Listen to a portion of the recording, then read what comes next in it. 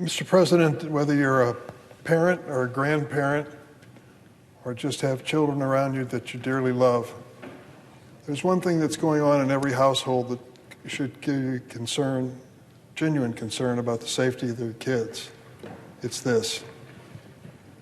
You ever seen the kids staring into the screen and wondering what they're doing? Are they speaking to a friend? Are they playing a game?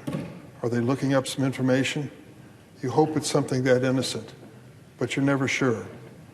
What we found in the Senate Judiciary Committee is that many kids are lured into the programs and messages of these pieces of technology, and their lives are changed for the worse. This afternoon, we're going to vote on moving two measures which move to protect kids from the abuses which happen on the internet. It's long overdue. The Senate Judiciary Committee has 5 bills that we reported out with unanimous votes. That doesn't happen in the Senate Judiciary Committee, but unanimous votes, all the Democrats and all the Republicans, to protect children from the abuses which occur. I have a measure called Children's Sexual Abuse Material, CSAM, that says basically if your child is exploited by the internet and you tell the social media platform that's broadcasting it to stop and desist and they refuse to do it, they're liable in civil court. They can be held liable by lawsuit. That is a good way to enforce the provision to protect the children.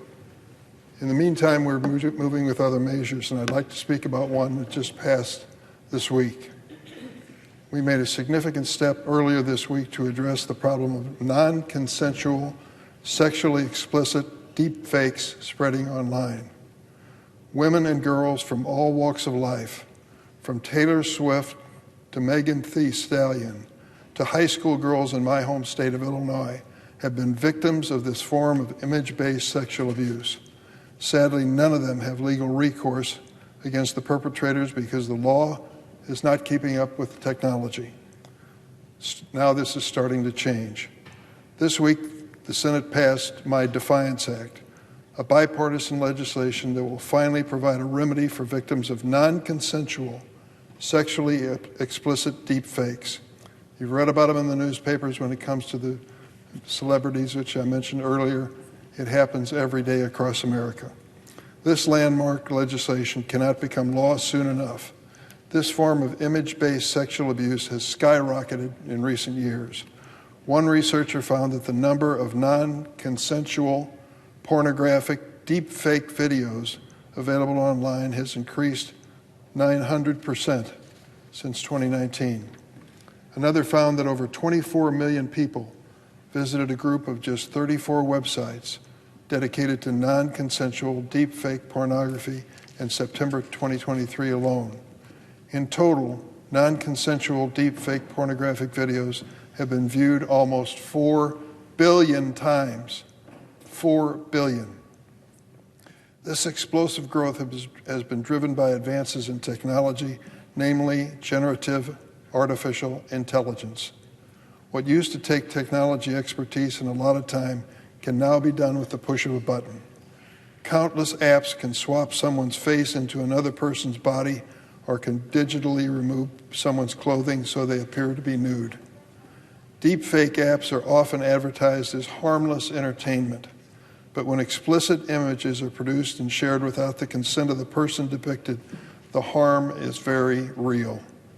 Imagine losing control over your own likeness and identity. How powerless victims feel when they can't remove the illicit content, can't prevent it from being reproduced repeatedly, and cannot prevent new images from being created.